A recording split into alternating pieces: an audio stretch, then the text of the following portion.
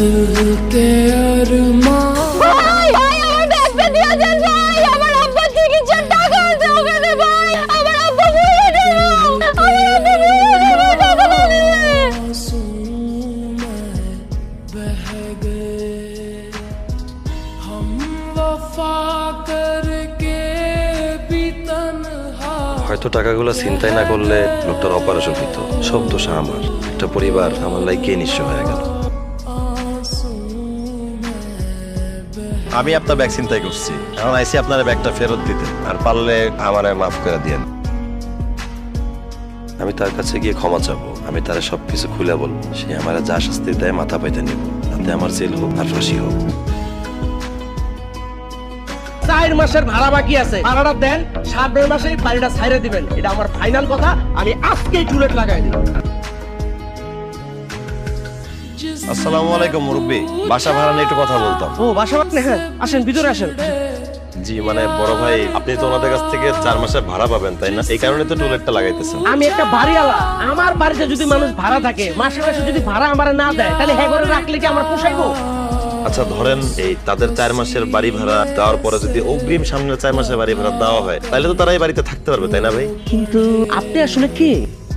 আমি কলিরে পছন্দ করি, মানে তার এই বিপদের সময় আমি দূর থেকে তার পাশে থাকতে চাই। আমি যে আপনার এই বাড়ি ভাড়া টাকাটা দিতেছি, এটা কলির মা বা তার ছোট বোন কেউ যেন না জানে। ঠিক আছে, জানবো না। কলির আব্বা রহমান কাকা তো এখানে চাকরি করতেন তাই না স্যার? রহমান মিয়া আমাদের এখানে পিয়নের চাকরি করতো, পিয়ন ছিল। স্যার আমার একটা অনুরোধ রাখবেন স্যার, রহমান সাহেব যে পদে চাকরি করতেন আমারও যদি ওই পদে নিয়োগটা দিতেন। রহমান মিয়ার জায়গাটা তো কাউকে না কাউকে নিতেই হবে, লোক তো লাগবেই। চাকরির এই বেতনের টাকাটা আমার দরকার নাই স্যার, আমার বেতনের টাকাটা আমি কলিদের পরিবারের জন্য পাঠাইতে চাই স্যার।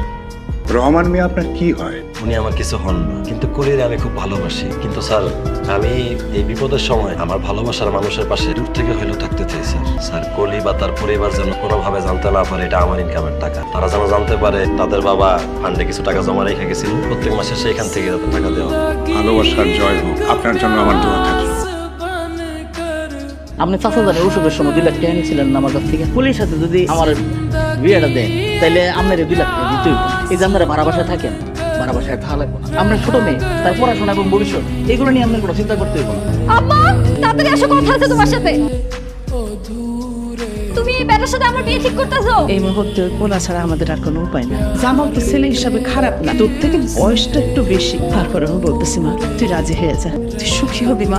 আমি জানালের কথা দিয়ে দিতেছি। हम वफा करके भी तन्हा रह गए दिल के अरमासूम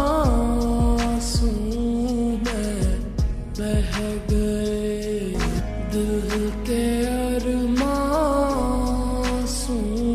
में बह गए दिल के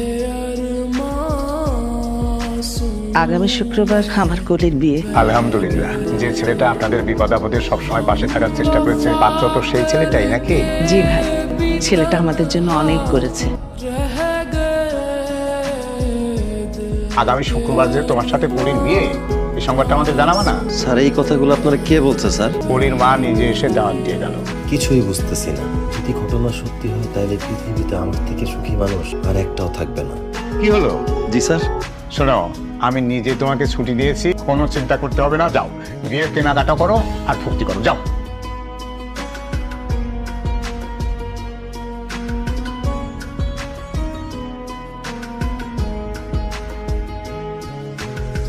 जिसने पूछा हमसे बिछड़े আপনি কি বুঝে শুনে বিয়ের মত দিয়েছেন? মানে আমার মতো চালচলহীন ছেলেকে বিয়ে করে মানা নিতে পারবেন তো? কুকুর কামড়ানোর প্রতিশোধ পরায়ণ হয়ে কুকুরকে কামড়ানোর শিক্ষা আমার পরিবার আমাকে দেয়নি। আপনি আমার বাবাকে খুন করেছেন, আপনি একটা খুনি। আপনি কোন মুখে আসছেন এখানে আজকে? আবার আমাকে বিয়ের কথা বলে আপনার লজ্জা লাগে না? আপনি দূরে যান, আপনি এত দূরে যান যে আপনি ছায়া আমার আশেপাশে না থাকে কখনো। उसको सीने से लगा কলির পাশে এটা কে? ছেলেটা ওর সাথেই কোলের বিয়ে। পাত্র হিসাবে রানার থাকার কথা। আমার মনে হয় আপনার কোথাও একটা ভুল হচ্ছে। রানা আমার অফিসে পিয়নের চাকরি করে, তার সারা মাসের কষ্ট উপার্জিত পুরো টাকাটাই আপনাদের জন্য পাঠায় আপনাদের পরিবার। সেই টাকায় চলে। আর আমি তো আপনাদেরকে বাড়ি ছাড়ার নোটিশ দিয়েই দিচ্ছিলাম। ওই রানা আপনাদের যে বাড়ি ভাড়ার বকেয়া 4 মাসের ছিল সেটাও দিছে এবং আগামী 6 মাসের অ্যাডভান্স দিয়ে দিচ্ছে। আমি বুঝতে পারছি আপনারা কোন রানার কথা বলতেছেন। সেই রানার কারণে আমার বাবা মারা গেছে। মানে মানুষের হায়াত মৌত সব উপরওয়ালার হাতে। তিনি প্রত্যেকটা মানুষের সময় নির্ধারণ করে দিয়েছেন। আমার বাবারও হয়তো যে কদিন বেঁচে ছিলেন এই পর্যন্তই সময় বেঁধে দেওয়া ছিল। রানা আসলে যেটা করেছে ভুলই করেছে। সেই ভুলের মাসুল দেওয়ার জন্য তোমার এবং তোমার পরিবারের পাশে থাকার জন্য দূর থেকে সে আপ্রাণ চেষ্টা চালিয়ে যাচ্ছে। আমি রানার চোখে তোমার জন্য যে মায়া দেখেছি সেটা নিখাদ এবং নির্ভেজাল। এরকম স্বার্থহীনভাবে ভালোবাসার মানুষ সবার কপালে জোটে না রে মা। তাই বলি তুমি ওকে ক্ষমা করে দিয়ে ওকে ফেরাও রে মা।